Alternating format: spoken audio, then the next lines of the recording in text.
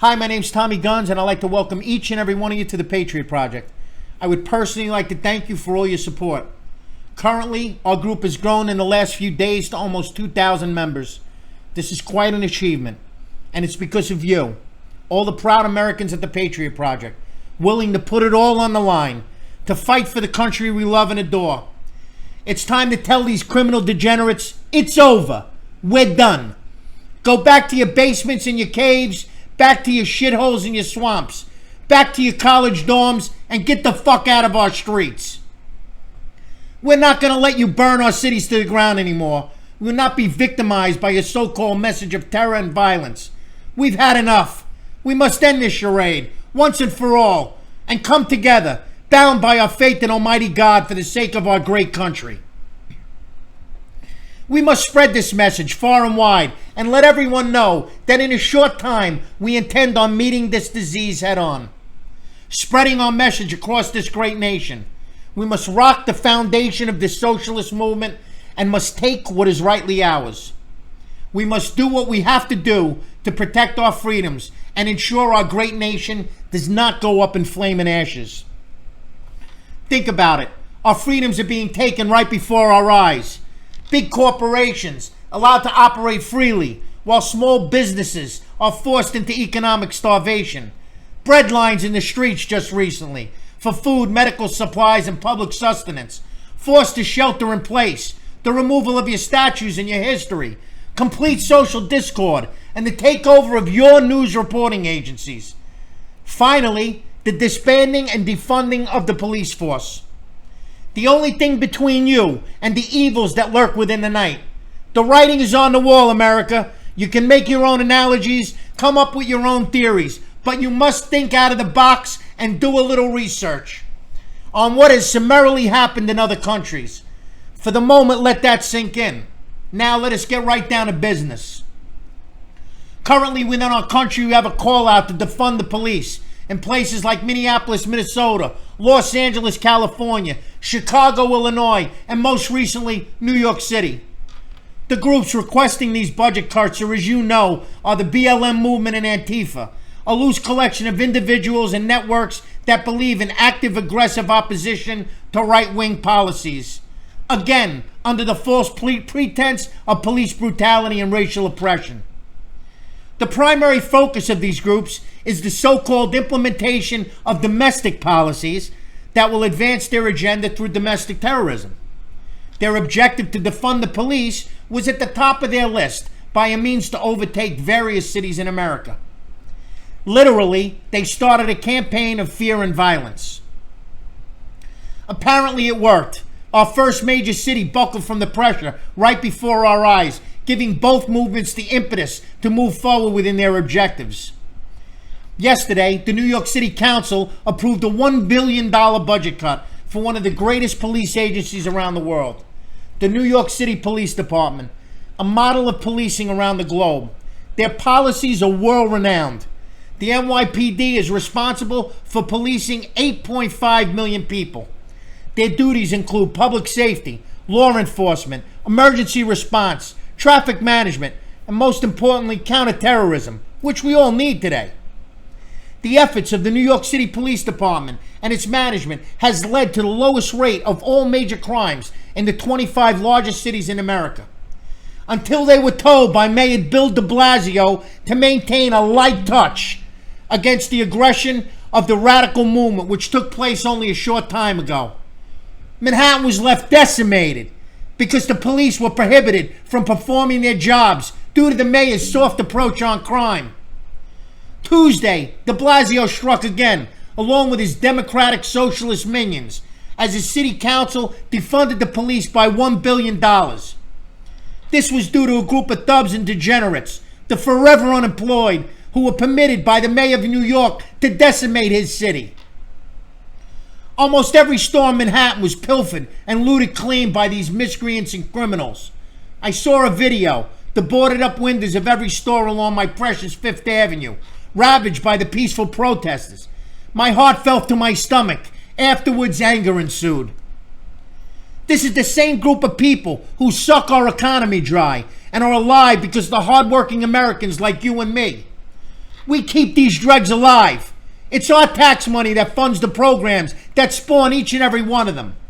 Welfare, free housing, student loans that they never pay back, food stamps, incentive programs, MBE grants. We pay their freight. We pick up the bills. Every Friday when we open our envelope to look at our paychecks, if most of you like me, you look at your gross to net ratio and want to vomit. In-fucking-credible. We have been paying reparations our entire lives. Who the fuck are they kidding? And I make that statement for each and every one of them. Every color, every race, every creed.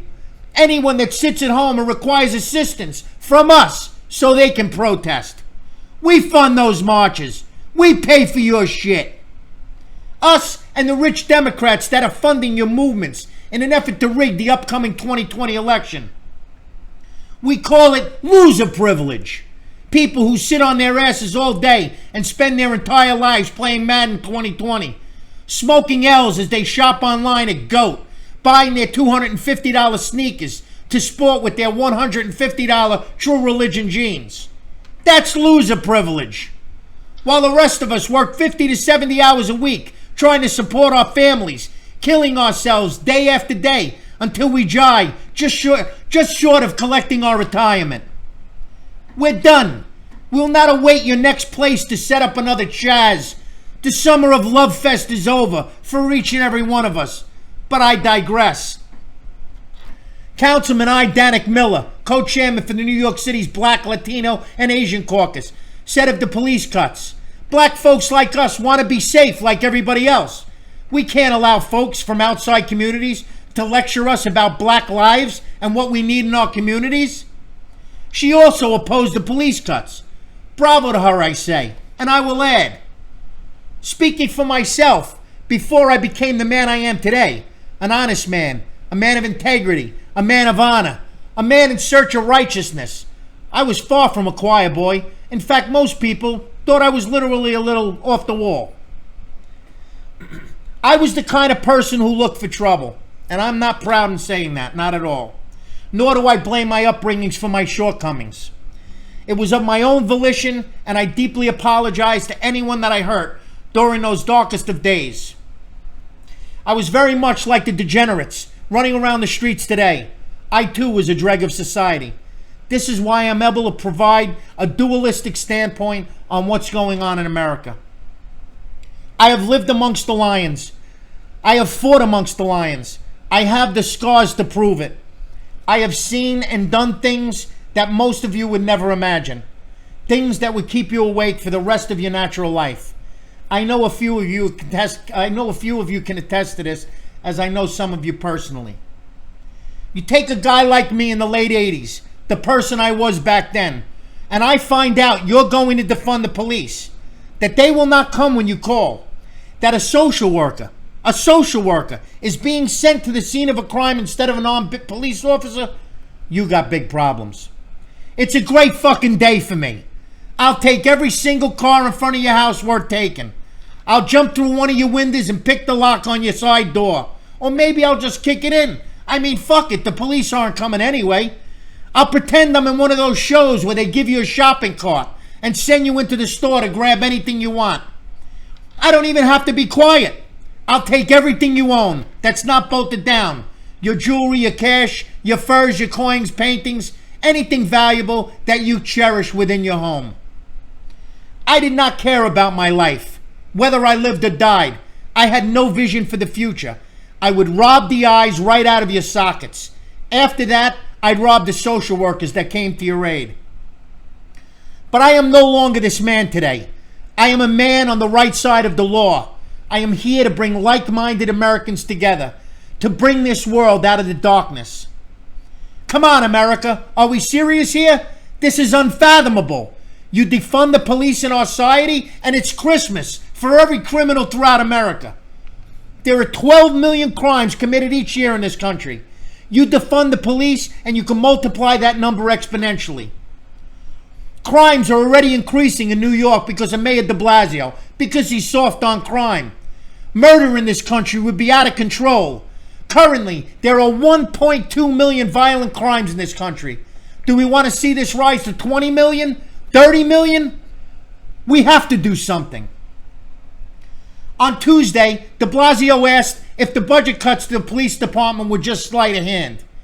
Was he just appeasing the mob? De Blasio's response was, some people are never happy. What kind of response was that?